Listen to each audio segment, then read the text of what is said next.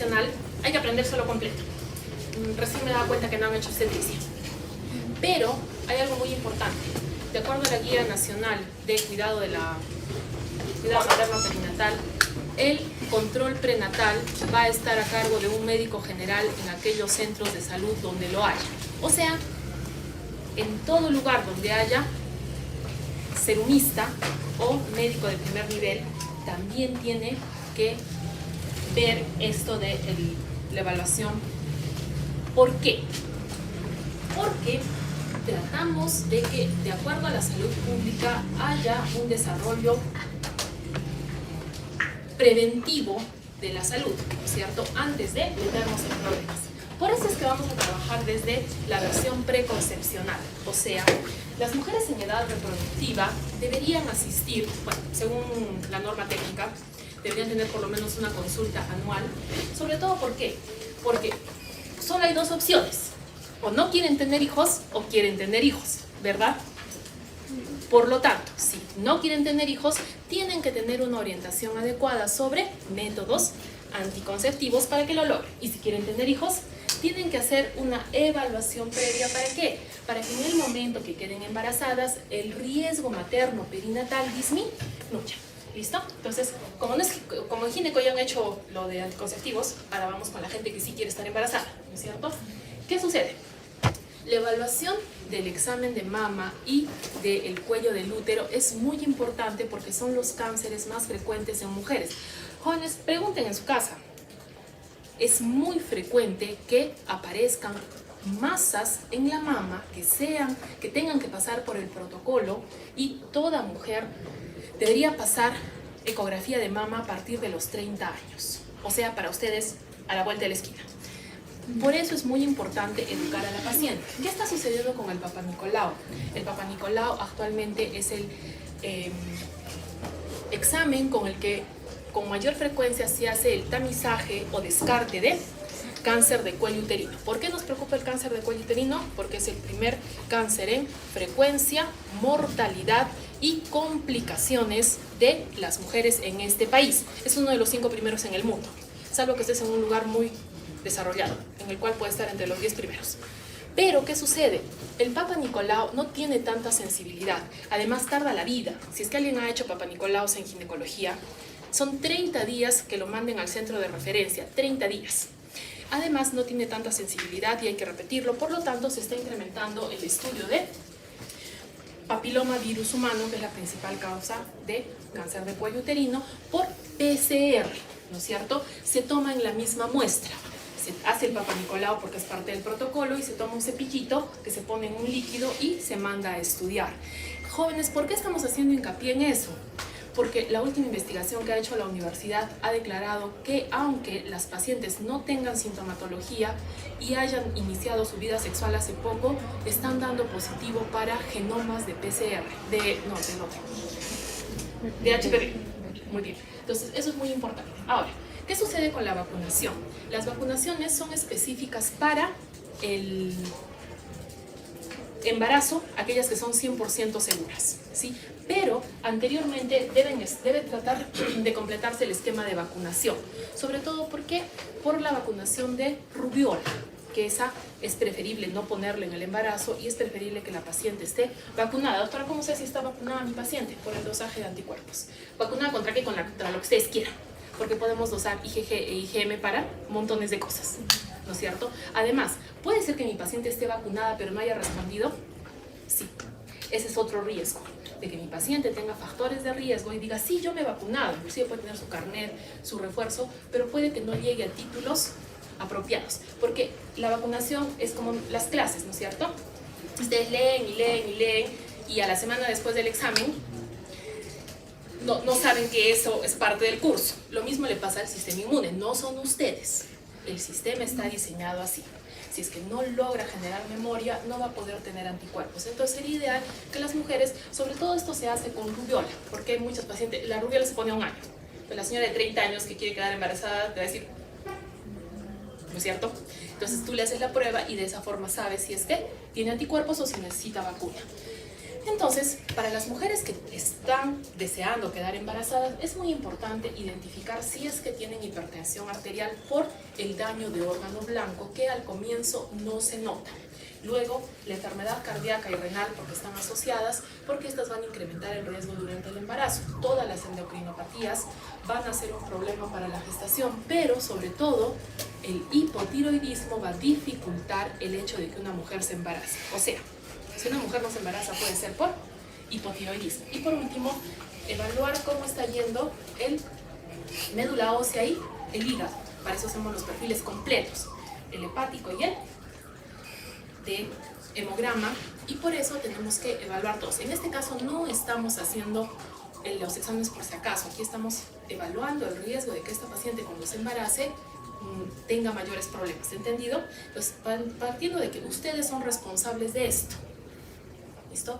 Claro que si la señora no viene a consulta, pues ya qué vamos a hacer, ¿no? Esa es la parte donde nos falta trabajar todavía, ¿listo? Entonces, ¿por qué hacer la clase de evaluación prenatal? Porque se tienen que aprender la clase del comienzo al final, no les queda de otra. Sobre todo porque no han hecho esta parte. ¿Listo? Muy bien. Entonces, ¿qué necesitamos? Identificar que las enfermedades subclínicas tienen alteraciones de laboratorio, pero no tienen sintomatología. Es por eso que llevamos el curso, ¿sí? Porque pedir exámenes tiene sentido si es que sabes qué estás buscando. Identificar factores de riesgo que hagan que el embarazo sea un peligro y además poder dar tratamiento lo más rápido posible a las complicaciones del embarazo y por último, vigilar la vitalidad fetal. ¿Por qué, jóvenes? Porque para la Organización Mundial de la Salud, uno de los estándares de calidad de salud pública es la cantidad de muertes maternas y perinatales. ¿Listo? Entonces, si es que tu sistema de salud es fuerte, vas a tener pocas. Si tu sistema de salud no es fuerte, un horror. Y como dice ahí, 90% de estas muertes son prevenibles. Sobre todo, si es que identificas los riesgos antes de que todo se vaya a la desgracia, ¿no es cierto? Entonces, ahora sí, comencemos con la mujer embarazada, ¿sí? Las vacunas que le vamos a indicar son... la norma técnica de 2022, que es la de acá abajo, está poniendo el tétano pertussis y tosferina, diphtheria tétano pertussis, pero se puede utilizar también la DT. ¿Por qué? Porque el anterior esquema de vacunación hacía la diferenciación, la triple para los peques y la DT para las gestantes, ¿listo?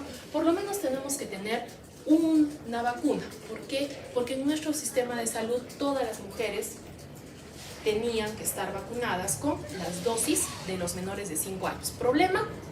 Las generaciones más jóvenes ya tienen padres que se han negado a la vacunación. Entonces ahí tenemos que evaluar si es que la madre necesita el esquema completo. ¿Cuánto es el esquema completo de tétanos? 5 dosis. O sea, ustedes no tienen el esquema completo de tétanos porque ustedes han tenido derecho a 3 cuando eran menores de 5 años. Por eso es que se hacen los refuerzos cada 5 años. ¿Por qué se les recomienda a ustedes? Todos, ¿sí? Los caballeros y las damas. Porque pueden estar en contacto con microorganismos, infecciones y cosas de esas, ¿no es cierto? Muy bien. Esto de aquí es para prevenir el tétanos neonatal. Jóvenes, no tenemos un caso de tétanos neonatal. La última vez que busqué son más de 30 años. ¿Listo?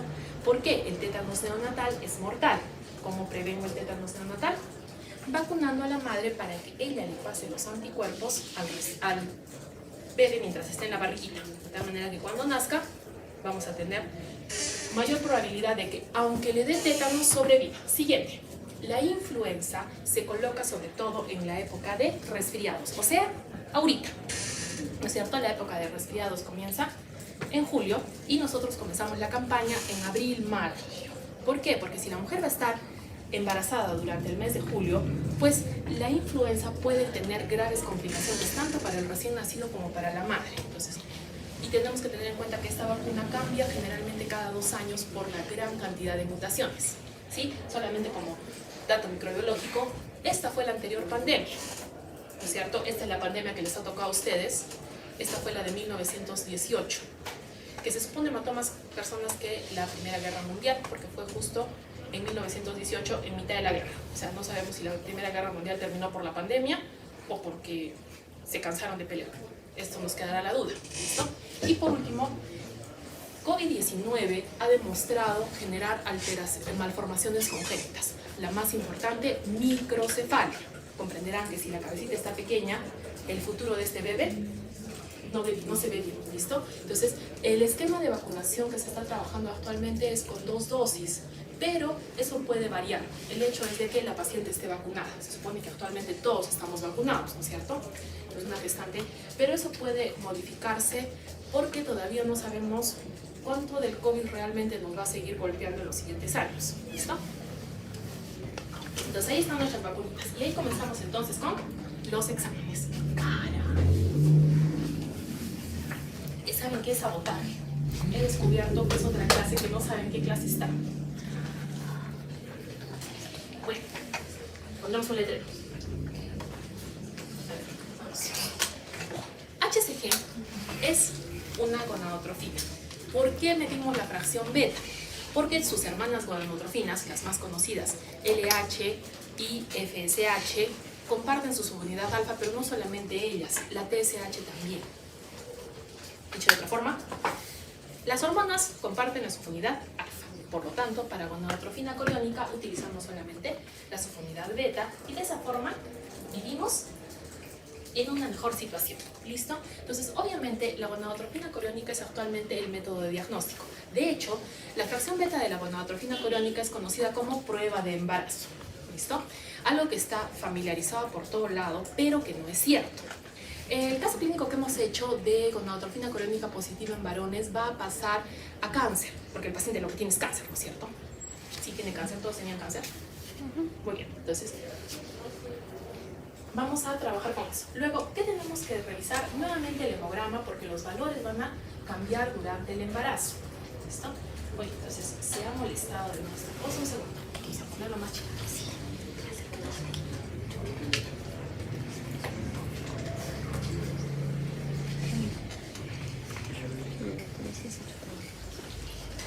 Luego, el examen completo de orina y el urocultivo son necesarios para disminuir la infección perinatal. ¿Listo? ¿Cuál es la infección perinatal más frecuente?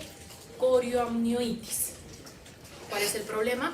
Incrementa bastante la mortalidad fetal.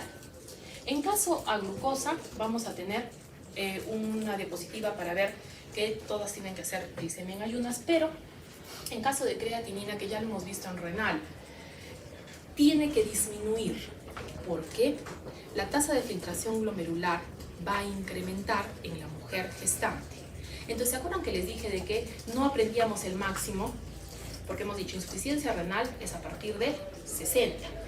Tenemos que andarnos con un ojo cuando estamos por debajo de 90, pero una mujer gestante te va a salir entre 125 y 130. ¿Listo? Entonces, ¿qué significa eso? Que hay mucha mayor facilidad para eliminar la creatinina. Por lo tanto, no debe estar elevada bajo ninguna circunstancia. ¿Listo? Muy bien. Para infecciones vamos a aprender TORCH. Sí, ya les quise aprender, pero por si acaso, ¿no es cierto? De toxoplasmosis o otros. Y ahí viene una lista de 8.000, donde vamos a incluir, por ejemplo, COVID. Lo otro que tenemos que incluir es Zika, que también tenemos en nuestro país. Y sífilis, el más importante, el que es imperdonable es sífilis. R, rubiola. C, citomegalovirus. H, herpes. Y Ch, Chagas. ¿Listo? Entonces, TORCH es todo eso. En el grupo sanguíneo y factor tenemos que realizar una comprobación de... No importa cuántos hijitos haya tenido la señora o si es que se ha hecho varias pruebas, siempre se hace, es parte del protocolo, para poder comparar su grupo sanguíneo y factor con el de el recién nacido. Entonces, de acuerdo a los riesgos que se pueden desarrollar en el embarazo está la diabetes gestacional, sobre todo asociada ¿a qué? A los cambios de metabolismo. ¿Por qué? Porque se requiere un aporte continuo de glucosa, entonces van a estar favorecidas todas las vías que son hiperglicemiantes, ¿sí? Y aparte de eso tenemos la producción de lactógeno placentario humano que está, obviamente viene de la placenta y va a predisponer a que se altere el metabolismo de glucosa. La diabetes gestacional, por definición, es un problema del metabolismo de la glucosa que inicia y termina en el embarazo, ¿no es cierto? Porque inicia porque la placenta crece y desaparece porque la placenta se fue. ¿Cuál es el problema? Que la diabetes que aparece durante el embarazo muchas veces es la diabetes de la paciente que por sobrecarga de trabajo se ha declarado. ¿Listo?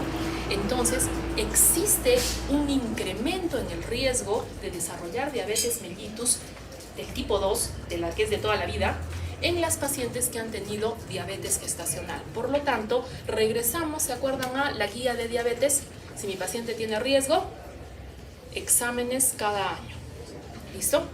¿Por qué? Porque se triplica el riesgo. O sea, es muy importante, ¿sí? Y nuestra prueba de diagnóstico va a ser el test de tolerancia oral a la glucosa. En cuanto a la amniocentesis, va a tener diferentes objetivos, como vamos a ver de acuerdo al trimestre en el cual me encuentro. Las más frecuentes son la biopsia de vellosidades, que es sacar un trocito de placenta bien chiquito, por si acaso, un trocito chiquito de placenta, o colectar células que están nadando en el líquido amniótico. No son células del amnios, por favor. Las células que están nadando en el líquido amniótico corresponden a aparato respiratorio, aparato digestivo y piel del bebé. Sí, al esqueleto. Pero vamos a decir bebé. ¿Listo? Entonces, ¿dónde está la diferencia? En que las células provienen de diferentes áreas y ahorita vamos a ver que eso es importante. Luego, cuando nace el bebé, tenemos que buscar aquellas enfermedades que son prevalentes en los recién nacidos. ¿Cómo declara la OMS una enfermedad prevalente? Aquella que se presenta por lo menos en un recién nacido de cada 10.000 recién nacidos. ¿Listo? ¿Cuáles son las que estamos haciendo actualmente? ¿Cuántas podemos hacer? Chuchumil. Depende del panel que tenga tu institución. Nosotros estamos haciendo actualmente el tamizaje metabólico. ¿Listo? Y el tamizaje metabólico solamente nos está permitiendo... No, esas son las del final. El cribado prenatal sobre. Muy bien, se lo voy a contar al final, que es para cuando nazca el bebé. A la madre, el cribado prenatal es dosar sustancias que nos ayudan a identificar anomalías o malformaciones en el recién nacido. Ese es el cribado prenatal. El prenatal tiene dos opciones, el del primer trimestre y el del segundo trimestre. En el primer trimestre vamos a tener lo que es la fracción beta y gonadotropina coriónica y PAPA. Sí, se llama PAPA. ¿Sí? Muy bien. Luego, en el segundo trimestre, voy a tener 4 que se dosan juntas. Alfa-fetoproteína, estradiol libre, la fracción beta de gonadotropina coriónica y la inhibina A. ¿Listo? Y por último, en el caso de que la paciente sea RH negativo, tengo que realizar una prueba de CUMS indirecto que les voy a explicar cómo es. Me parece, no sé si se han hecho, es probable que no hayan hecho, pero yo se los voy a contar. Muy bien. Entonces, ¿cuándo le hago a la paciente? Generalmente en el primer trimestre voy a agotar todas las pruebas que existen. Inclusive de acuerdo a la norma técnica, dice que en el primer trimestre debo hacer un Papa Nicolau, pero ahí hay que tener mucho cuidado. ¿Por qué? Eso sucede solamente si es que mi paciente llega antes de las 12 semanas, porque si mi paciente llega después ya no. Entonces, eso sí lo van a tener que discutir con ginecología o obstetricia, pero me estoy refiriendo a que solamente estamos hablando de los exámenes de laboratorio que son obligatorios. La evaluación completa que les corresponde, ¿se acuerdan que por eso estoy haciendo la clase? Contiene como 5 acápites diferentes y cada uno tiene su lista. Yo me estoy ocupando de la lista de laboratorio. Esta por lo menos se la van a aprender. Comencemos. Dividamos por favor el embarazo, ¿sí? Primer trimestre hasta la semana 13. Segundo trimestre, 14 a 28. Tercero, no, 14 a 27. Tercero, 28, ¿no es cierto? Muy bien. Entonces, tenemos que hacerle hemograma en todas las visitas. De hecho, se reporta aparte el hemograma si es que la paciente viene por emergencia. O sea, estos son sus hemogramas de rutina y si tiene hemogramas de emergencia, pues también. ¿Listo? Muy bien. Les había dicho que la creatinina es en el primer trimestre y nunca, nunca, nunca debe estar elevada. Muy bien. La glucosa en ayunas se va a realizar en el primer trimestre. Salud. Pero el protocolo de trabajo para diabetes gestacional es en el segundo trimestre. ¿Listo? Hemos dicho de que necesitamos medir TSH, sobre todo porque las pacientitas que tienen hipotiroidismo tienen mayor riesgo de perder el embarazo, y aparte de eso también podrían generar, tienen mayor índice de hipotiroidismo congénito. Por eso hacemos eso. El grupo sanguíneo y factor en todos los embarazos apenas inicia. El examen completo de orina y urocultivo van a estar en todos los trimestres. Hay que tener en cuenta que el número de veces que la paciente va al baño es un poquito confuso. ¿Por qué? Conforme va aumentando el embarazo, la paciente va a ir cada vez más veces al baño, que eso lo podríamos interpretar como polaquiuria. Pero o es porque tiene problemas de infección urinaria o es porque la vejiga está siendo apretada por el bebé que está muy grande. Entonces, no es fácil identificar sintomatología urinaria en una paciente embarazada. Aparte de eso, aunque la paciente no tenga nada, igualito siempre tenemos que hacerlo. Entonces ya les conté RPR, ¿no es cierto? Y les dije que es lo mismo que DBRL, no pasa nada, el RPR es más económico, pero en la gestación puede salir reactivo, ¿listo? Pero no va a alcanzar 8 DILs, o sea, el recambio celular de la gestación puede hacer que te dé en 2 o en 4 DILs, pero 8 muy poco probable, ¿listo? ¿Y por qué lo hacemos en los 3 trimestres? Porque hemos dicho que en cualquier momento la paciente se puede infectar de sífilis y que la sífilis no genera defensas permanentes. O sea, si le dio sífilis de jovencita, le puede volver a dar. Si le di tratamiento en el primer trimestre para la sífilis y tiene un trabajo de riesgo, se puede volver a contagiar. ¿Listo? Entonces, eso es muy importante. VIH es muy importante porque eso vamos a hacer cuando hagamos VIH. Tenemos que hacer el protocolo para evitar que el recién nacido se contagie. En cambio, aquí solamente estamos haciendo el examen de descarte. Nuevamente estamos buscando hepatitis B. ¿Por qué estamos buscando hepatitis B con el antígeno de superficie? Porque la probabilidad de que un niño se genere cáncer por contacto con hepatitis B es mucho mayor y generalmente generan el cáncer antes de los 10 años de vida, ¿no es cierto? Muy bien. El cultivo recto vaginal es para buscar microorganismos que generen coriaminoides con incremento de la mortalidad fetal cercano al parto, sobre todo en las pacientitas que van a tener parto vaginal. En cuanto a los exámenes de Torch, que ya les he dicho que son más de 50, va a depender de lo que esté aprobado en el sistema. Muchos de estos exámenes, por ejemplo, no están aprobados en Perú. No se le hace, por ejemplo, lo que hemos dicho que es la C. Citomegalovirus no se hace a todas las gestantes. Citomegalovirus se hace después, si es que el niño presenta alteraciones. ¿Listo? En nuestra zona sí hacemos Chagas a la gestante. ¿Por qué? Porque Chagas es completamente asintomático y va a pasar la barrera hematoplacentaria. Hemos dicho que es la CHE para nosotros. ¿Y cuándo vamos a hacer el test de Coombs indirecto? Es muy importante. Vamos a hacerlo en el primer y el segundo trimestre y vamos a ver que es por el tratamiento. Una paciente que tiene RH negativo debe recibir tratamiento. Sí y solo sí, la paciente no está sensibilizada. La paciente está sensibilizada, veamos, ¿cómo se dice? Ya es cosa de obstetras. Muy bien. Por favor, recordemos la parte de el ciclo menstrual. Los ciclos menstruales duran lo que duren, pero de acuerdo a el libro duran 28 días. Por lo tanto, el día 14 es el día de la fecundación. ¿Por qué hay tanto día fértil entonces? Porque los espermatozoides pueden sobrevivir hasta 3 días. Entonces, si llegan antes, van a alcanzar al óvulo y el óvulo va a tener un día de vida. Pero como normalmente no sabemos qué día es ese, por eso se le da un poquito más de tiempo, ¿no es cierto? Eso es bien importante. ¿Por qué? Porque las semanas para gonadotrofina coriónica humana son desde la fecha de última menstruación. ¿Listo? Entonces, se van a dar cuenta que hay 2 semanas que... ¿Y qué pasó ahí? Pues pasó que la señora no sabe qué día ha ovulado, pero sí sabe, es mucho más probable que sí sepa cuándo fue la última menstruación. Por eso todo comienza con la fecha de última menstruación. Muy bien, entonces aquí es donde viene mi super dibujito de embriología, ¿cierto?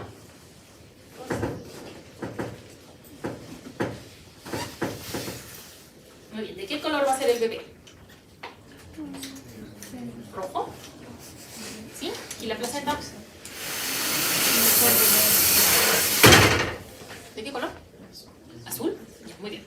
Entonces, luego de que se produce la fecundación, vamos a tener una separación de células, ¿no es cierto? Todo iba bien ¿De qué color era el bebé otra vez? Rojo. Ya, ¿y la placenta? Azul. Todo iba bien mientras el bebé se estaba formando. Y el estadio que nos interesa es la mórula, ¿no es cierto? En la mórula, linda, todas las células son iguales. ¿Por qué esto es muy importante? Porque si yo agarro unas cuantas células de acá, ¿sí? ¿Cómo las voy a atrapar?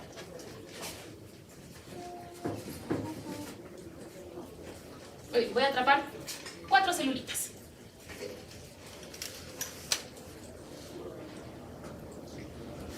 ¿Qué le va a pasar a mi bebé? Absolutamente nada. Porque las células tienen la misma potencialidad. ¿Y entonces para qué me llevaba las 4 células? Para hacer diagnóstico genético. Eso es bien importante, jóvenes, sobre todo ahora. De las mujeres que quieren quedar embarazadas, en nuestro país se tiene una estadística de 17% de terapia para la fertilidad, ¿no es cierto? Como a ustedes les encanta redondear, eso es 20, ¿cierto? Y esos son 1 de cada 5, ¿listo? ¿Por qué esto es bien importante? Porque con estas 4 células puedo hacer todas las pruebas genéticas que ustedes me han contado y más, ¿sí? Sin afectar al recién nacido. Y por eso es que muchas veces cuando hay problemas de cromosomas, cuando hay problemas de enfermedades y se realiza este diagnóstico, entonces este embrioncito no se va a transferir a la madre. Ese también es un tipo de diagnóstico, pero ese es diferente. Muy bien, hemos superado la etapa de la mórula y entonces ahí sí viene. ¿De qué color era el bebé? Entonces, el bebé se va a individualizar en una zona que es el disco embrionario y la placenta se va a separar por él. ¿Listo? Entonces, esto se llama embrioblasto y esto se llama trofoblasto. Si evaluamos genéticamente todo el genoma, lo que ha hecho cada célula es seguir una línea celular. De hecho, yo quiero ir para allá, yo quiero ir para allá, pero tienen el mismo genoma. ¿Listo? Por eso les decía, es diferente que las células provengan de el bebé a que las células provengan de la placenta. ¿Por qué? Porque en este momento se pueden producir mutaciones, ¿sí? Las mutaciones pueden producirse en cualquier momento. Generalmente, cuando un paciente desarrolla cáncer, ¿se acuerdan de las leucemias que les dije que la mayor parte tenía mutaciones? Pues muy bien, ¿por qué aparece una leucemia? Porque de pronto un día una célula se le ocurrió mutar y todas sus hijitas van a estar mutadas. Entonces, ¿cuándo muta una célula? Cuando se le antoja. ¿Listo? Aquí puede suceder que una sola célula mute. ¿Listo? Y todas sus hijitas van a estar mutadas y el resto de la placenta tan tranquila. ¿Eso afecta al bebé? No. Honestamente, no dice cuántas mutaciones se producen en la placenta. Porque, ¿qué va a pasar con las placentas? Bueno, ¿verdad? Muy bien. Aquí va a suceder lo mismo. Si se producen mutaciones en el embrioblasto, solamente van a afectar a una línea celular. Por eso hay pacientitos que tienen problemas genéticos, pero están restringidos a ciertas áreas. Hay un montón de pacientes mosaico. Eso es un paciente que tiene una mutación en una o un par de líneas genéticas, ¿sí? Ahí puede haber mosaicos triples, o sea, una línea genética mutó a X y la otra mutó a Z y las otras están normales. ¿Listo? Entonces, ¿ya ha quedado claro? Muy bien. ¿Dónde se produce la gonadotrofina coriónica humana? En el sincicio trofoblasto y todas las células que derivan de las células y otras células que derivan de las células germinales. Por eso va a aparecer posteriormente en otros casos, ¿listo? Pero el sincicio trofoblasto es uno de los que va a tener una mayor producción. Por lo tanto, este es el examen de laboratorio con el cual vamos a confirmar que la paciente esté embarazada. Jóvenes, esto tienen que aprender. La gonadotrofina coriónica en un embarazo normal duplica cada 48 horas, ¿listo? Sobre todo porque van a aumentar la cantidad de células. Todo el embarazo la paciente va a tener gonadotrofina coriónica humana. Por eso es que tenemos los valores por semanas para identificar qué edad tiene la paciente estacionalmente y de acuerdo a eso ver por qué. No solamente me sirve para el diagnóstico de embarazo, saber que el embarazo está yendo bien, sino para identificar malformaciones congénitas de manera precoz. ¿Listo? Tiene diferentes usos de acuerdo al tiempo. En sangre, el punto de corte son 5 unidades. O sea, normalmente, ¿cuánto tenemos de gonadotrofina coriónica? 0. O sea, no ustedes. Todos los seres humanos van a tener normalmente gonadotrofina. En serio, cuando tú tomas una prueba, te sale 0. Sí, alguna vez he visto 0.1. Pero bueno. Entonces, ¿dónde está el corte en 5? ¿Por qué hacemos hincapié en la prueba de orina? Porque la prueba de orina sí requiere una mayor concentración y el corte está en 50. Por eso es que, porque las pruebas de orina están disponibles en la farmacia, no son tan caras y la paciente las puede hacer. Malograr una prueba de orina para el diagnóstico de embarazo es difícil. O sea que una prueba de orina es bastante confiable actualmente. La desconfianza que había previamente es porque no estaba buena la tecnología, ahora sí está muy bien. Además, nos va a indicar desde cuándo debo ver al producto en la ecografía transvaginal. ¿Listo? Tengan en cuenta que muchas de las pacientitas van a estar preocupadas por si están embarazadas o no. Entonces, cuando yo tengo un valor de 1800 de gonadotrofina coriónica, tengo que ver al recién nacido en ecografía. ¿Listo? No hay forma, tiene que estar. Y por eso es muy importante para diagnóstico de otras enfermedades. Entonces, como les decía, el día 1 se refiere a la ovulación. Pero, si ustedes se dan cuenta, mis niveles de gonadotrofina coriónica comienzan en la semana 3. ¿Por qué? Porque estas dos primeras semanas, que vendrían a ser del día 14 al 28, la paciente no va a sospechar de embarazo. ¿Por qué? Se supone que cuando se da cuenta que está embarazada, cuando no llega la regla, ¿no es cierto? Ahora, ¿por qué no se considera en esta segunda semana? Porque hay muy poquita gonadotrofina coriónica. Durante la primera semana no hay gonadotrofina coriónica, porque no hay contacto entre el sincicio trofoblasto y la paciente. ¿Listo? Recuerden ustedes que la fecundación se lleva a cabo en la trompa y el embarazo tiene que llevarse a cabo en el útero. Eso para un cigoto es muy, muy lejos. ¿Listo? Entonces tiene 6 días para ir corriendo hasta el útero. Cuando llega al útero, recién va a entrar en contacto con el tejido de la madre y va a poder transferir la gonadotrofina coriónica que está produciendo hacia el torrente circulatorio de la madre. Por eso es que recién en el día 7 que inicia la implantación va a comenzar a aparecer la fracción beta, ¿no es cierto?, de la gonadotrofina coriónica. En cambio, en orina, para que se pueda filtrar, va a aparecer a partir de la semana 10 para adelante y por eso nuestros valores están desde la semana 3. ¿Por qué? La semana 1 y 2 están aquí, ¿no es cierto? Esta es la tercera semana y esta de aquí es la cuarta, ¿sí? Entonces, la cuarta semana del embarazo es el día en que la señora tenía que tocarle la menstruación y recién se va a enterar. ¿Estamos bien? Bajo este criterio, el embarazo dura 40 semanas. ¿Sí? Y por eso siempre ustedes andan confundidos. Porque ¿desde cuándo llegó el bebé? ¿Desde la semana 1? No, el bebé llegó en la semana 3. ¿Listo? Entonces, ¿realmente cuánto es la edad gestacional para un bebé? 37 semanas. ¿Listo? Esa es la edad normal. Todo bebé que tiene 37 semanas es un bebé a terno. Y siempre es la duda existencial. ¿Qué pasó con las otras semanas? Ya saben dónde están las otras semanas, ¿cierto? Muy bien. Entonces, cuando el sincicio trofoblasto penetra en el endometrio, va a absorber algunos vasos sanguíneos. Esto es muy importante porque de esta forma va a haber traspaso del ADN que está. Si el sincicio trofoblasto va a ser la placenta, ¿no es cierto? Del ADN que está en el sincicio hacia el torrente circulatorio de la madre. Entonces, lo primero que va a tener, con lo que va a tener contacto la madre son material genético, o sea, va a tener trocitos de ADN del bebé circulando en su cuerpo. También va a tener algunas células, pero eso es mucho más poquito, ¿listo?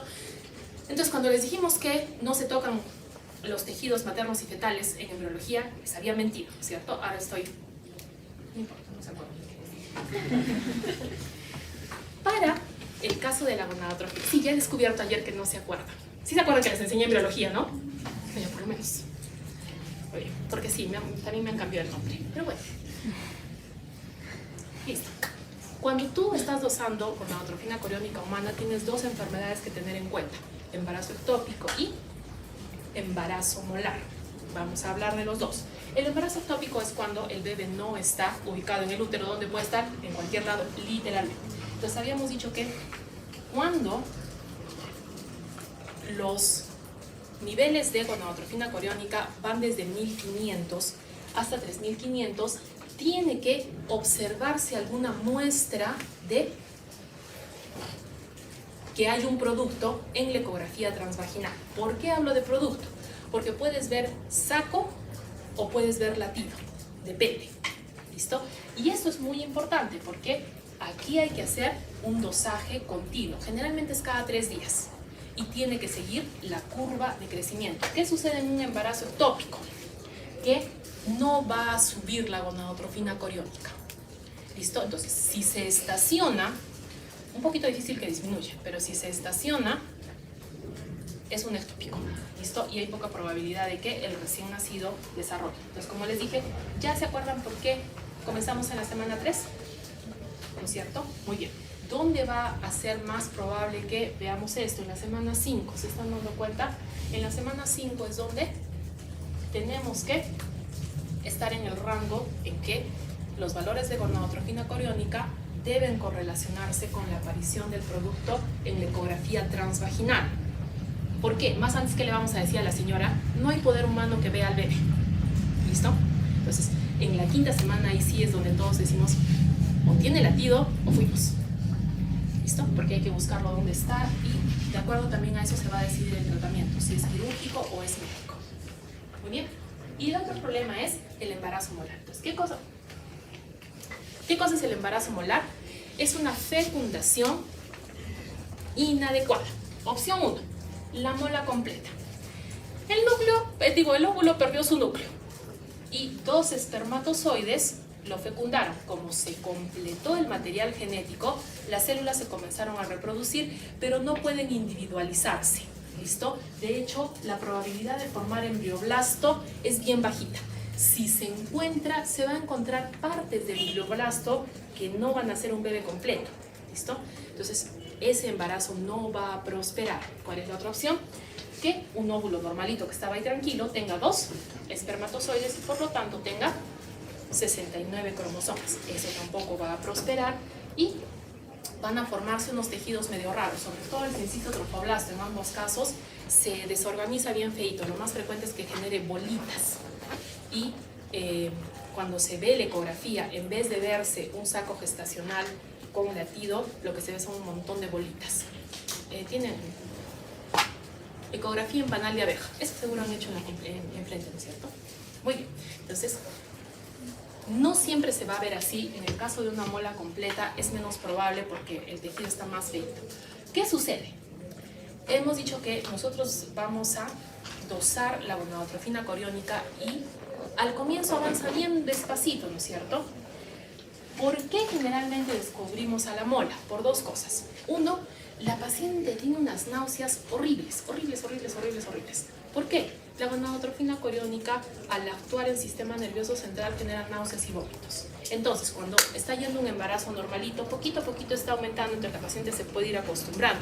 Pero en el caso de la mola, como casi todo es tejido del sincicio trofoblasto, la gonadotrofina coriónica va a subir muchísimo. Entonces, generalmente esto se refiere a que cuando estás haciendo el diagnóstico de embarazo te vas a tener 100.000 unidades, lo cual no, ¿verdad? Porque hemos dicho que deberíamos comenzar como por 1.500, 1.800, que está por ahí cuando aparece el bebé.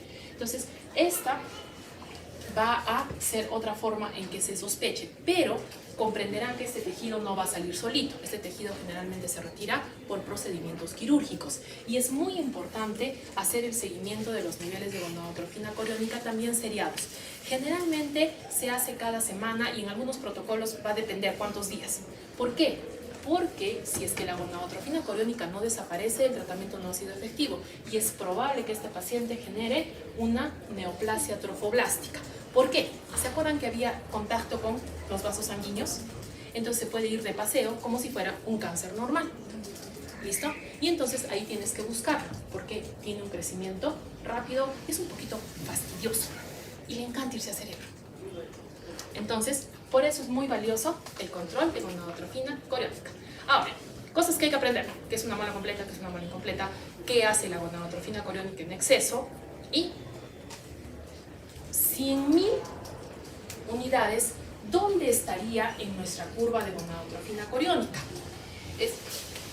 Estaría en la semana 10, donde tenemos el máximo de gonadotrofina coriónica. Por eso es llamativo. O sea, la mola rápidamente va a llegar a los valores máximos de gonadotrofina coriónica que deberían ser hasta la semana 10, es decir, terminando el primer trimestre, que terminaba en la semana 13, ¿no es cierto? Muy bien. Pasamos de examen. Vamos a hacerle un hemograma a la paciente. Ahora, aquí va a cambiar la definición de anemia. ¿Cómo se define anemia en una gestación? Cuando la hemoglobina es menor a 11 gramos por decilitro. Eso choca con la definición de anemia para mujeres que hemos aprendido, ¿verdad? ¿Por qué sucede esto? Porque va a haber mayor cantidad de volumen. Es decir, va a haber mucho más incremento de líquido que de glóbulos rojos. Los glóbulos rojos van a aumentar, sino que no hay un valor de referencia. ¿Listo? Pero sí, también va a haber un incremento de los millones de glóbulos rojos que hay. Lo que es muy importante es que habíamos dicho que nuestro primer parámetro de control es verla el volumen corpuscular medio, que debe mantenerse normal. Lo mismo con la concentración de hemoglobina corpuscular media. Por eso es que un valor de hemoglobina entre 13 y 11.1 no es anemia, siempre y cuando los otros valores estén normales. Obviamente la anemia más frecuente en el embarazo es ferropénica también, porque la formación de tejidos necesita hierro y el bebé está formando tejidos. Muy bien, pasemos. Toda esta formación de tejido va a hacer que se gaste mayor cantidad de vitamina B9 o ácido fólico, que es exactamente lo mismo. Por eso en todas las mujeres embarazadas va a haber disminución de esta vitamina, pero es indispensable hacer el suplemento de ácido fólico. ¿Por qué? La disminución del ácido fólico va a incrementar el riesgo de defectos del tubo neural. ¿Cuáles son los defectos del tubo neural? La anencefalia, que es incompatible con la vida, es muy importante que la conozcan, y la espina bífida, que es muy frecuente. Muy bien.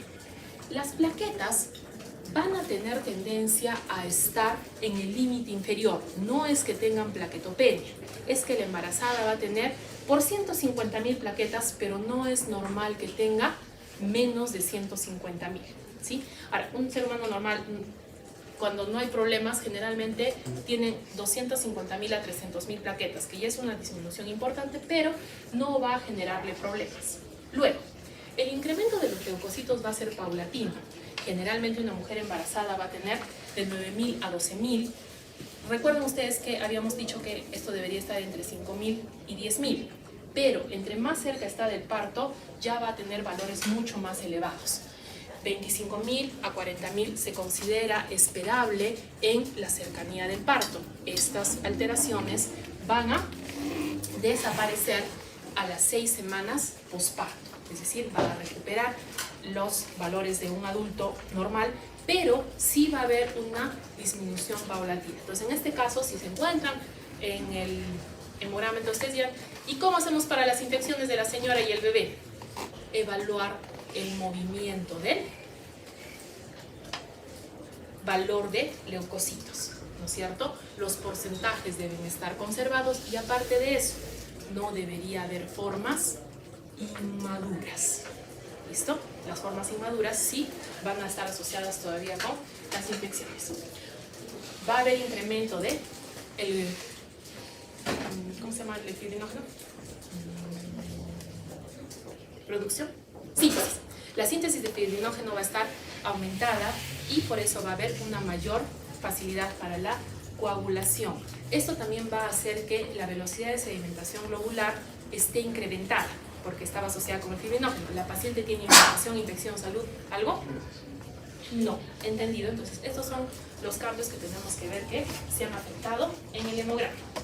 Vamos con la glicemia. Entonces, aquí tenemos dos cosas. Lo que dice la guía nacional y lo que dice, ya me olvidé cómo se llama, el American College de Obstetricia. Sí, esos que son como nuestra referencia. ¿Por qué es diferente? Porque lo que dice nuestra guía es de que el valor aceptable para glicemia es hasta 104, ¿cierto? Los valores de glicemia en ayuna deben ser menores a 105. ¿Y qué pasa, doctor, entonces, si es que me sale mal? La mandas al endocrino. ¿Listo? Esto dice nuestra guía. Ahora, y por eso la prueba de 50 gramos que hemos visto no está estandarizada en nuestro país. Se hace en algunos casos, pero no siempre. Ahora, eso es lo que dice la guía nacional. ¿Qué es lo que sugiere la guía de esta obstetricia? Que a todas las mujeres entre la semana 24 y 28, sí, eso no es cierto, sí, que entre la semana 24 y 28 se les haga la prueba con 50 gramos de glucosa. ¿Por qué es importante esta prueba? No necesita que la paciente esté en ayunas, no necesita que la paciente haga dieta, es decir, o sea, la paciente viene a control y la puedes captar, ¿sí, cierto? La puedes captar inmediatamente para hacerle la prueba y solamente se considera un valor, el que es una hora después. Si se encuentra mayor o igual a 140, ahí sí ya le tienes que mandar a la prueba completa, que es la de tolerancia oral con 100 gramos, donde le tienes que explicar que tiene que tener un consumo de carbohidratos, porque las señoras embarazadas a veces también tienen una dieta medio rara y a veces no están comiendo bien las pobres. Entonces, hemos dicho que uno de los criterios es que tiene que comer carbohidratos para que el metabolismo de carbohidratos esté como que acostumbrado. Luego, tienes que tener 12 horas de ayuno, que a la pobre señora le va a costar bastante porque puede que se muera de hambre, la pobrecita, pero eso es muy importante para que la prueba tenga validez. Y entonces necesitas dos valores anómalos. ¿Dónde está la otra diferencia con diabetes? De que nosotros solamente medíamos hasta las 2 horas en un pacientito que no esté embarazado, ¿cierto? Y aquí tengo que hacer las 3 mediciones y si tengo 2 valores alterados, ahí digo que mi paciente tiene diabetes gestacional. ¿Ha quedado claro? Muy bien.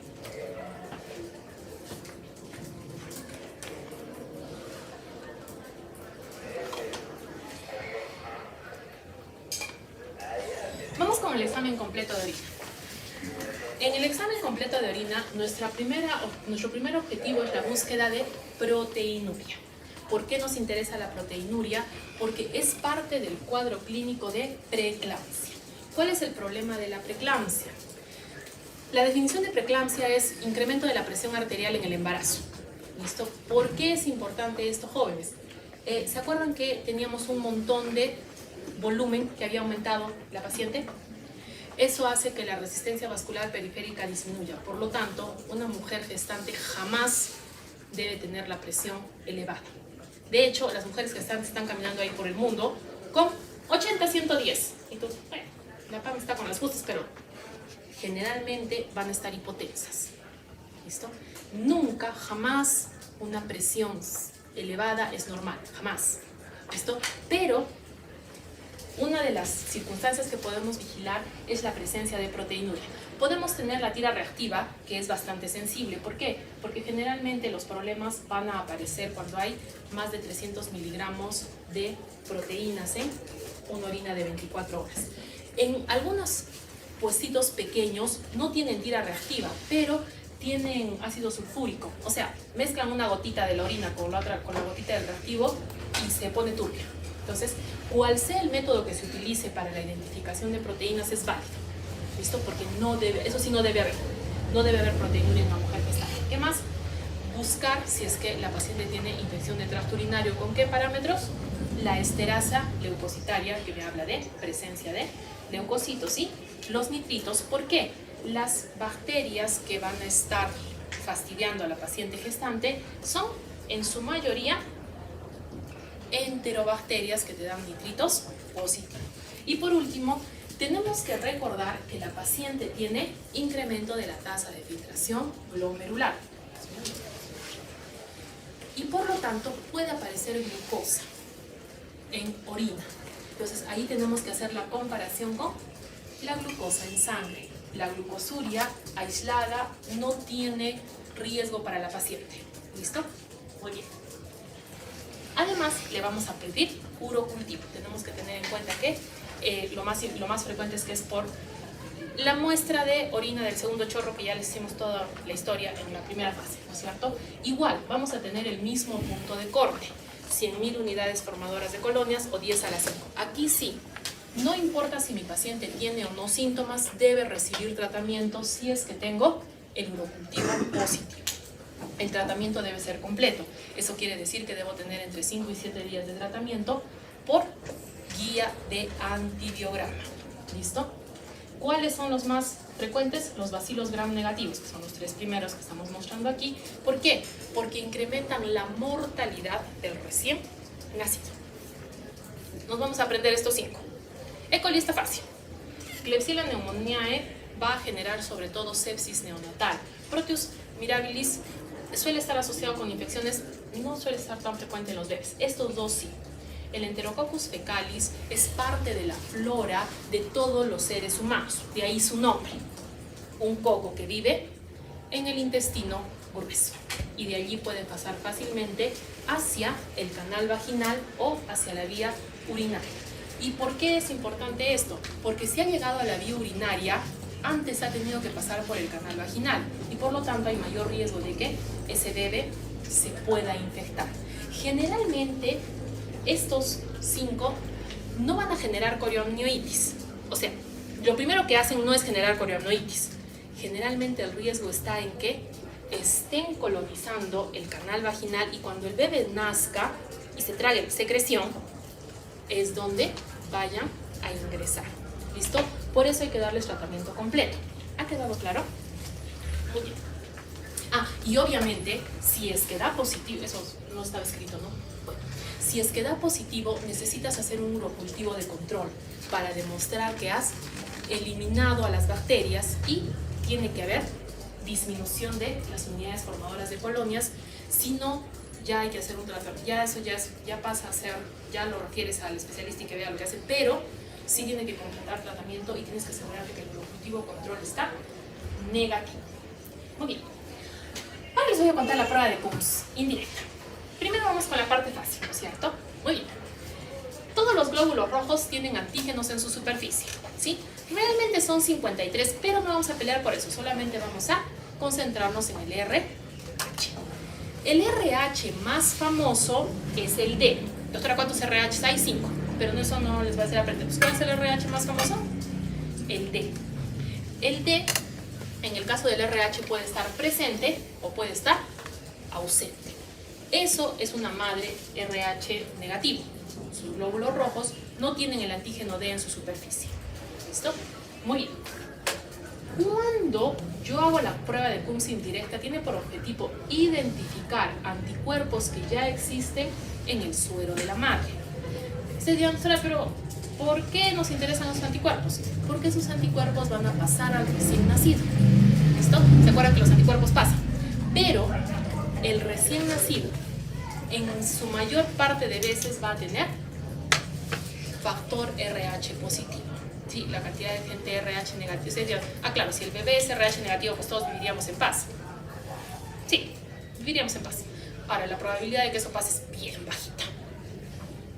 Nunca he visto una mujer embarazada con un bebé RH negativo, porque en nuestro país tenemos hasta un 99% de RH positivo, o sea, es muy probable que sea RH positivo.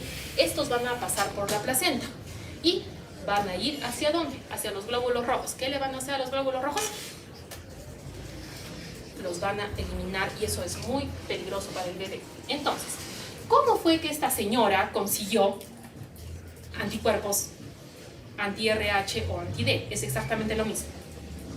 Que le hayan transfundido en cualquier situación previa un paquete RH positivo. ¿Listo? Y a ella no le va a hacer nada porque sus glóbulos rojos no tienen RH, entonces los anticuerpos están nada. ¿Qué más? Que haya comunicación de la sangre fetal con la sangre materna. ¿Cuándo sucede eso? En primer lugar, cuando ha habido una pérdida, un aborto espontáneo. Me he enterado que no me he hecho obstetricia. Los abortos espontáneos pueden llegar hasta un 70% en el primer embarazo. Y entonces, ¿por qué las pacientes no te reportan que tuvieron un aborto espontáneo? Porque no se dan cuenta. ¿Cuándo se llevan a cabo generalmente los abortos espontáneos? En la quinta y sexta semana. La quinta y sexta semana es justo la semana donde la señora se dio cuenta que no estaba menstruando, ¿no? Entonces, ¿qué ha pensado la señora?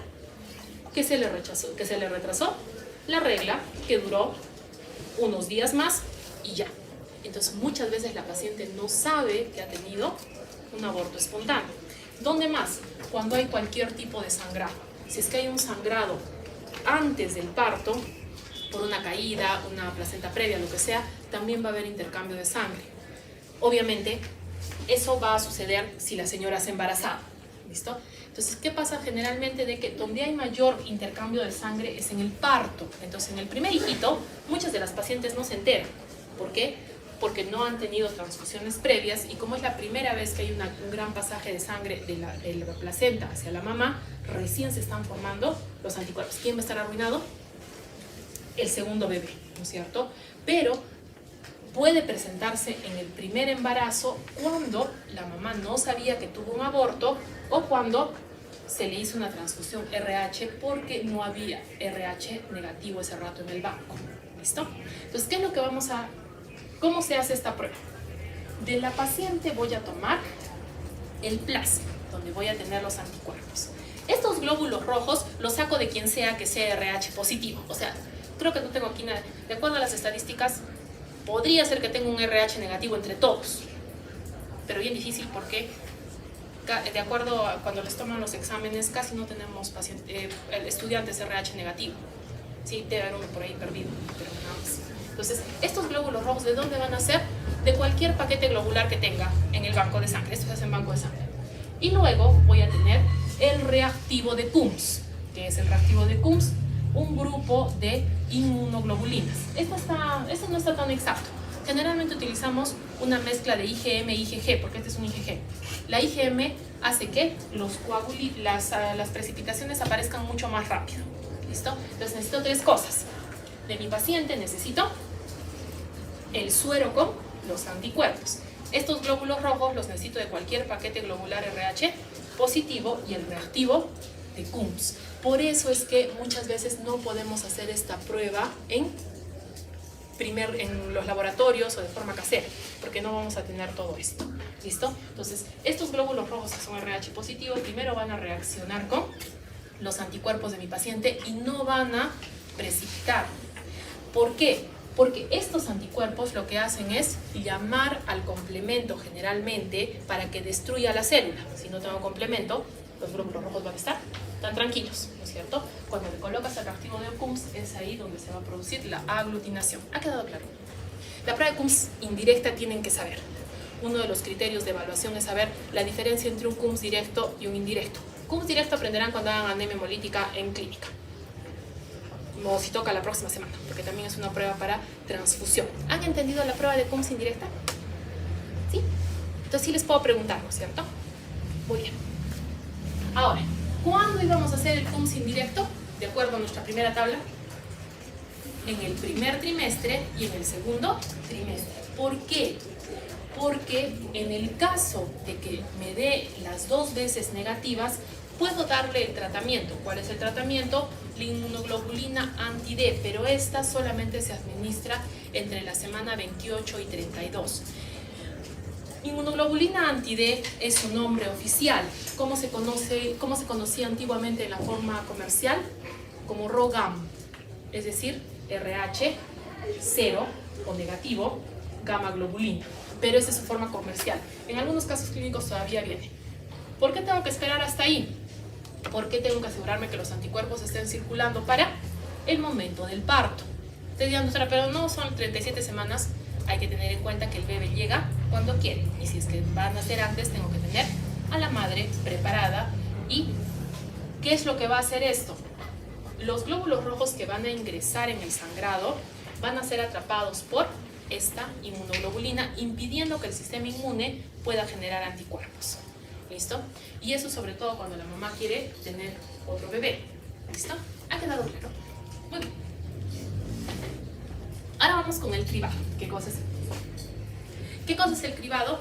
Son un grupo de análisis que me van a permitir identificar anormalidades, malformaciones tempranamente. Entonces tenemos 2 tipos de cribados, el del primer trimestre y el del segundo trimestre. El del primer trimestre tiene en primer lugar una ecografía. La translucencia nucal es medir cuánto de espacio hay en la parte posterior del cuello fetal. ¿Listo? Generalmente este va a estar incrementado cuando hay aneuploidías, o sea, trisomías es lo más frecuente, ¿no es cierto? ¿Cuál es la más frecuente de todas las trisomías? Trisomía 21 o síndrome de Down. Entonces, en algunos libros dice de frente, la translucencia nucal es para descartar síndrome de Down, ¿no es cierto? Pero estas de aquí también se van a tener que tomar, la gonadotrofina coriónica en su fracción beta y el PAPA. La proteína plasmática asociada al embarazo no es muy frecuente que sea en nuestro país, pero estas 3 incrementan la sensibilidad del diagnóstico. Por eso necesito saber con exactitud cuántas semanas de gestación tiene la paciente. ¿Cómo voy a saber la edad gestacional? Si es que yo he logrado hacer las pruebas de diagnóstico antes de las 12 semanas, esa edad gestacional es apropiada. Si es que mi pacientita ya llegó después, siempre va a haber cierta duda con la edad gestacional y eso siempre va a quedar como registro, ¿sí? Dice, edad gestacional por fecha de última regla que no se pudo confirmar porque la paciente llegó en la semana tantitos, ¿no es cierto? Y nuevamente, el incremento de la gonadotrofina coriónica va a estar asociada también con la trisomía 21, que es la más frecuente. ¿Listo? Muy bien, entonces, esas 3 puntitas están en nuestro dibujito de la translucencia nucal, ¿no es cierto? En la translucencia nucal ahí se mide y en este caso primero son los marcadores bioquímicos. Generalmente se le hace, pero también está programada la ecografía del primer trimestre. La ecografía del primer trimestre es para buscar si hay alguna anormalidad genética. Entonces, ¿qué debo hacer? Hacer la confirmación, ¿sí? Habíamos dicho que hay comunicación de el sincicio trofoblasto con los vasos sanguíneos y ahí pasa el ADN fetal. Entonces, en esta prueba puedo no solamente sospechar, sino ya confirmar si es que el paciente tiene alguna trisomía, ¿sí? Puede haber otros problemas. La lista de malformaciones es bien larga, entonces por eso es que dependiendo de la cantidad de gonadotrofina coriónica, la cantidad de PAPA, vamos a ver qué opciones hay y vamos a realizar las pruebas confirmatorias. Entonces, es obligatorio que tengamos mucho más cuidado en las pacientes mayores de 35 años. Sobre todo cuando es el primer embarazo y la paciente es mayor de 35 años, existe mucha mayor probabilidad de que haya malformaciones congénitas. ¿Cuál es la que más aumenta? La trisomía 21. Se van incrementando los valores. Por 35 años se duplica, para los 40 se triplica. Y unido a todo ello nos va a llevar a, primero la prueba que es no invasiva, que es el ADN, y luego la prueba que es confirmatoria. ¿Por qué el ADN fetal en sangre materna no es confirmatoria? Porque el ADN proviene de la placenta. ¿Y qué pasa si es que yo tenía una placenta mutada? Pues que no sirve, ¿no es cierto? Entonces por eso necesito conseguir ADN que sea del recién nacido. Entonces la amniocentesis va a ser un procedimiento guiado por ecografía. ¿Por qué la amniocentesis se hace recién a partir de la semana 14? Por algún dice, Recién se puede comenzar a partir de la semana 14 porque es en el momento que hay suficiente líquido amniótico para que yo no lastime al bebé, ¿no es cierto? Necesitas espacio. Siempre es por guía ecográfica. Entonces, ¿cuál es la diferencia? Si ustedes están viendo aquí, la sonda ha ingresado por el cuello uterino y está yendo directamente a las vellosidades coriónicas, ¿sí? Y no está tocando para nada a este recién nacido. Esa es una biopsia de vellosidades coriónicas y solamente se puede realizar cuando el bebé está pequeñito. Decimos en la semana 9, realmente es entre la 8 y la 10, pero en ese caso sería un poquito más sensible la prueba genética, sí, pero recuerden que aún no es la misma, no es el mismo material genético obligatoriamente. Es alta la probabilidad de que sí sea, pero si no, no es. Entonces, por eso es que este se hace después, porque hemos dicho que las células que vamos a obtener son tejido del bebé. ¿De dónde? Respiratorio, digestivo y piel. Muchas veces hay que hacer cultivo de las celulitas porque hay muy poquitas, o si no, puedo hacer directamente los exámenes. Los exámenes van a variar. ¿Se acuerdan que habíamos hecho esto en leucemias? Puedo hacer cariotipo, puedo hacer FISH, puedo hacer PCR. Depende de lo que tenga en mi laboratorio. ¿Listo? Entonces, estos van a ser siempre con guía ecográfica, ¿sí? Hay que hacerle propaganda también al gente. No se preocupen. Y nos mandan lo que haya sido que hayan obtenido. Podemos identificar déficit de 21-hidroxilasa. ¿Qué cosa es el déficit de 21-hidroxilasa? Una de las patologías de hipertrofia suprarrenal congénita. Entonces, tengo que saber sí. Entonces, ¿cuántas patologías hay en hipertrofia suprarrenal congénita? Hasta 23, dependiendo de cuál es el cromosoma que ha mutado y en qué porcentaje. ¿Cuántas hay que saber? 3.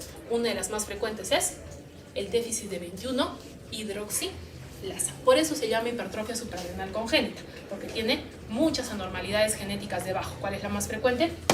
El déficit de 21-hidroxilasa. La fibrosis quística no tenemos lamentablemente datos en nuestro país.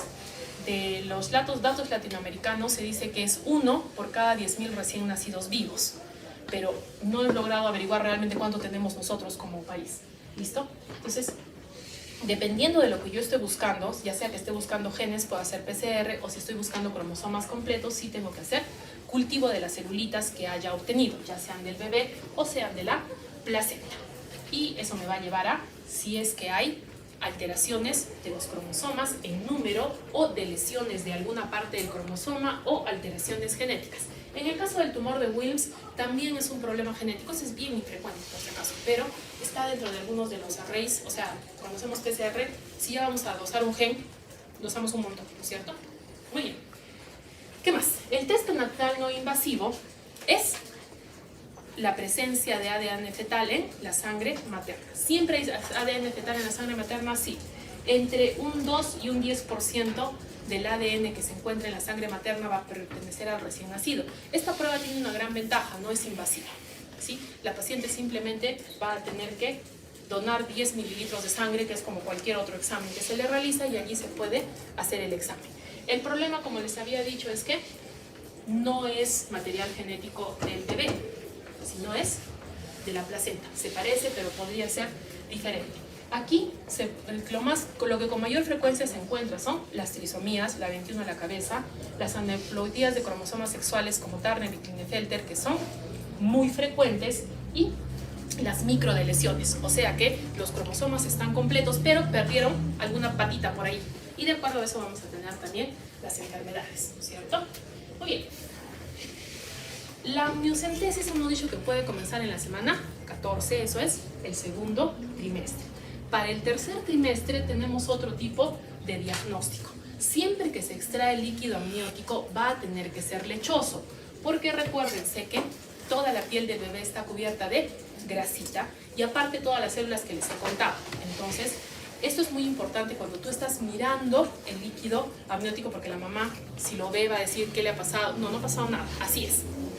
Pero cuando se centrifuga, el líquido amniótico es completamente transparente y no debería tener color. Si tiene color, estamos en problemas.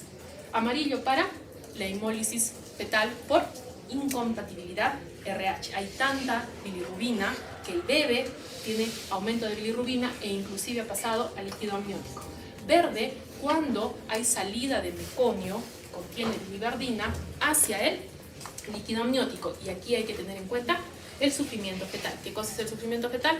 Es cuando los latidos cardíacos y el aporte de la placenta no son suficientes por X, Y, Z. Eso ya les toca en el otro curso. Y por último, si es que el líquido sale marrón, es muy probable que el bebé haya fallecido y comprobamos con creatina quinasa que generalmente va a estar por encima de 2000 unidades.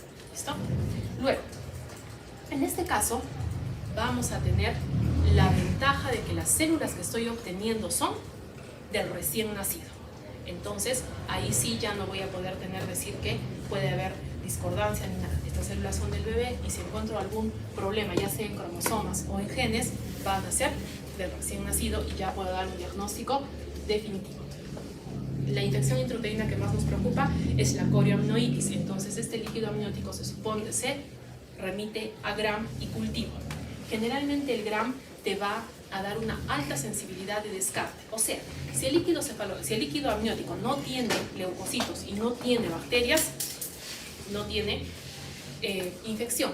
¿Por qué nos preocupa la corioamnionitis, jóvenes? Porque muchas veces el problema es que no tiene suficientes semanas para nacer. Entonces, estamos en riesgo de un parto pretérmino y si es que hay infección, ese bebé tiene que salir. Si es que no hay infección, podemos aguantar un poquito más. ¿Por qué generalmente pasa esto? Por la ruptura prematura de membranas. La ruptura prematura de membranas, cuando tiene más de 24 horas, incrementa rápidamente el riesgo de corioamnionitis. Vamos a ver que hay dos pruebas especiales de amniocentesis para hacer el gráfico de diagnóstico de la incompatibilidad RH y la evaluación de la madurez pulmonar para identificar si es que este recién nacido puede nacer o no puede nacer. Sobre todo porque hay que tener en cuenta que no todos los centros tienen cómo atender un recién nacido prematuro.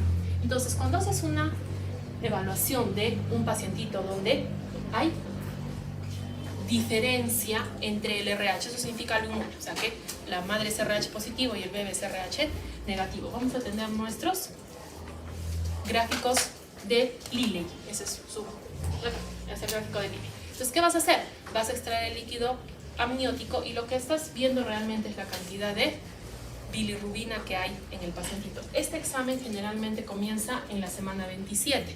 Por lo mismo, si es que es muy pequeñito no lo puedo hacer nacer, pero si es que tiene la bilirrubina alta, estamos en peligro. Para eso tenemos las tres zonas, ¿no es cierto? Que no tiene ningún problema. Aquí no sabemos exactamente, aquí sí ya sabemos que hay problemas y en el rojo la probabilidad de que el niño fallezca es alta. ¿Listo? Entonces, por eso tenemos ahí las semanas y de acuerdo a la cantidad vamos a tener el gráfico y marcar dónde está. Obviamente, clavar a la paciente va a ser un riesgo, hay riesgo de infección, hay también mayor molestia para la paciente. Entonces, actualmente esto se está cambiando ¿a qué? Al Doppler de la arteria cerebral media. ¿Por qué? Porque cuando el bebé tiene hemólisis va a tener anemia. Al tener anemia, el Doppler va a estar alterado porque el flujo se hace irregular y no es laminar. Entonces, esto es muy importante porque no es invasivo y se puede realizar desde el segundo trimestre del embarazo. Es decir, mientras voy haciendo el seguimiento del CUMS indirecto y sobre todo si el CUMS indirecto me da positivo, ya estoy en una alta sospecha de que este bebé esté en riesgo. Entonces puedo comenzar con el Doppler. Problema. No todos los centros tienen Doppler y la peor parte. El Doppler es operador dependiente, o sea, aunque tengas el equipo, si no tienes a alguien que esté entrenado y sepa ver bien esto, no puedes. ¿Listo? Entonces, los dos se consideran. ¿De qué va a depender? De que uno tenga el material y tenga también a las personas que sean expertas. ¿Qué más podemos hacer en el tercer trimestre? Evaluar la madurez pulmonar fetal. Ahí tenemos dos exámenes, la relación lecitina-esfingomielina, que está de aquí, y la cantidad de fosfatidilglicerol. ¿Cuál es el problema? Fosfatidilglicerol se hace por cromatografía. Los exámenes de cromatografía son muy poco frecuentes. Lecitina-esfingomielina está más fácil de realizar. Entonces, ¿qué te va a decir? De acuerdo a la relación que hay, te va a decir si es que el pulmoncito está maduro, si está inmaduro y si es que tiene probabilidad de tener problemas de respiración. ¿Cuál es el problema con las... Estas son componentes de la sustancia surfactante.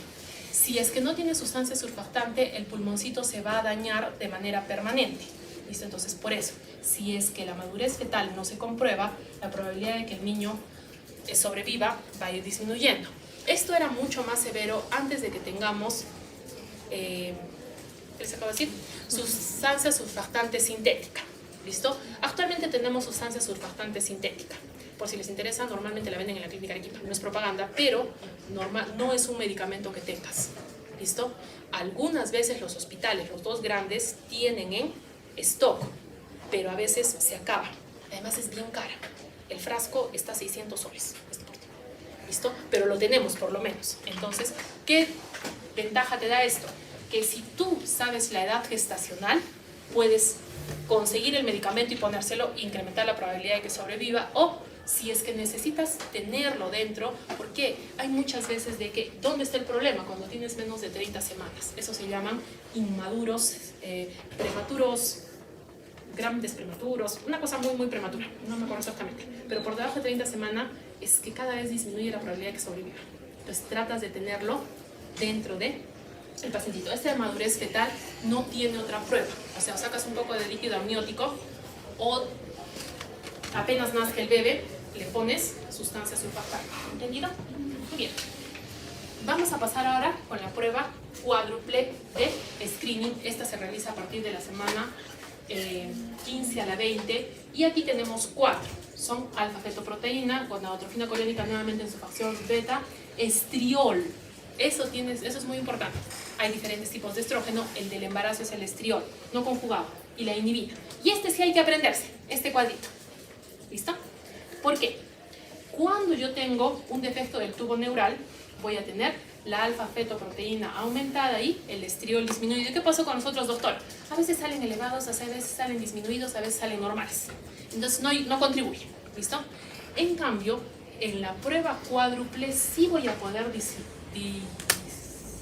diferenciar entre la trisomía 21 y la trisomía 18. Las dos trisomías son la 21 la más frecuente, la segunda es la trisomía 18 y estos sí van a sobrevivir. La 18 entre 1 y 3 años y más bien la 21 tiene una esperanza de sobrevivir de 20 a 40 años. Entonces sí es muy importante decirle a la pacientita que estamos viendo que se parecen muchísimo. Sube la alfa-fetoproteína, disminuye el estriol, pero la inhibina y la gonadotrofina coriónica humana se comportan de manera diferente.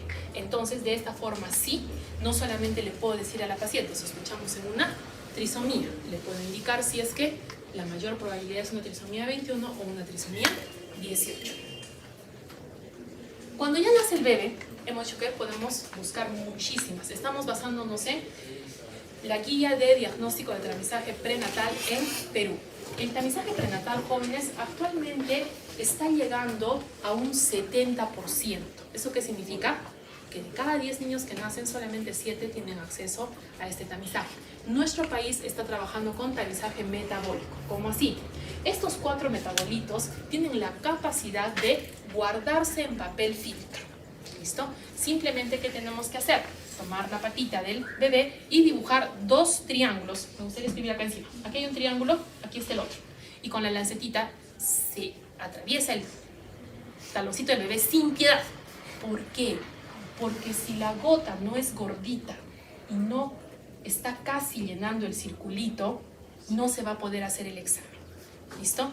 ¿Y cuál es uno de los más grandes problemas? No se hace la prueba aquí en Arequipa. Nosotros mandamos estas hojitas y nos responden en 15 días. Ahora imagínate que en 15 días te digan que la muestra está mal. No, pues ¿qué es eso? ¿Listo? ¿Por qué? Porque tenemos límite de tiempo. Desde las 48 horas posparto, ya sea parto a término o pretérmino es que estos niveles de estos metabolitos son máximos. A partir de la semana del día 28, posparto, los valores comienzan a caer. Por lo tanto, la probabilidad de diagnóstico también cae. Si es que yo tengo que hacer si es que mi pacientito no tenía, ese día se acabó el papel filtro, que es lo que suele pasar, o no, ¿cómo se dice? No pude tomarle la muestra porque se fue de viaje, yo qué sé, le puedo hacer en el siguiente control prenatal, y lo ideal es que sea antes de los 7 días, pero ya les he dicho, se puede considerar hasta la semana, hasta el día 28, que es la cuarta semana. Muy bien. Entonces, ¿qué va a suceder en la fibrosis quística? Va a haber alteración del páncreas. Los acinos pancreáticos van a estar obstruidos y por lo tanto vamos a tener tripsinógeno inmunoreactivo. El tripsinógeno inmunoreactivo cae a partir del día 28 posparto. En fenilcetonuria voy a tener la cantidad de fenilalanina. Y eso no hay mucho problema porque, más bien, esa va aumentando, sobre todo si es que voy alimentando al bebé con leche. Estos bebés no pueden tomar leche ni de vaca ni de mamá. Entonces, ¿qué le damos? Soya. ¿Sí? Le damos leche de soya. Y de hecho, cuando vean la fórmula, ya me olvidé cómo se llama. Sí, le pusieron soya, no sé qué cuantitos, y es porque es leche de soya. Entonces, no es una cosa así muy difícil, pero si es que el recién nacido recibe leche normal, va a haber daño neurológico permanente. ¿Cuándo va a comenzar a declararse el daño? 7 semanas después de que ha comenzado a tomar la leche. Y es irreversible. El hipotiroidismo congénito que habíamos dicho, cuando nosotros pensamos en hipotiroidismo, tenemos que decir que la TSH está aumentada. Generalmente en estos bebés vamos a tener 200, 300, 400, 500, 600, ¿sí? Y este de aquí también va a generar retraso en el desarrollo neurológico, que también es permanente. ¿Listo? Muy bien. Y por último, la hiperesplasia suprarrenal congénita es que no están activas todas las enzimas de la suprarrenal. Ya hemos dicho que la 21 hidroxilasa es la que con mayor frecuencia va a estar afectada y por lo tanto los productos de la suprarrenal se quedan suspendidos en 17 hidroxiprogesterona. Entonces, esta 17 hidroxiprogesterona va a estar aumentada en esta gotita de sangre y eso me va a poder hacer dar tratamiento. ¿Cuál es el problema de la hiperplasia suprarrenal congénita? Para las damas, o sea, para los fetos femeninos, de que hay virilización de todo el aparato reproductor sexual, sí, externo, de la parte externa. Pero el principal problema es que la aldosterona y el cortisol que se producen en la suprarrenal van a estar en valores muy bajitos y mi paciente va a tener alteraciones, pero ya cuando sea un poquito más grande. Los problemas comienzan cuando tienen 7, 8 años. Entonces, ¿qué pasa durante todo ese tiempo? Pues que mi pacientito va a estar sufriendo de déficit de cortisol, que es necesario para sobrevivir. Muy bien. Entonces, estos 4 metabolitos hay que aprender las fechas y hay que tratar de que mejore nuestro porcentaje de tamizaje neonatal. De hecho, hemos avanzado bastante. En 2012, antes de que se generara la norma técnica que incentive el tamizaje neonatal, estábamos en 10%. Hemos subido a 70 para 2020, pero aún así, si ustedes fueran bebés, mejor que les hagan el examen, ¿no es cierto? Muy bien, jóvenes, ¿tenemos alguna preguntita antes de irnos? Sí, de posibles. Ustedes salen... Muy bien, por favor, estén tan amables de hacer el cambio de clase.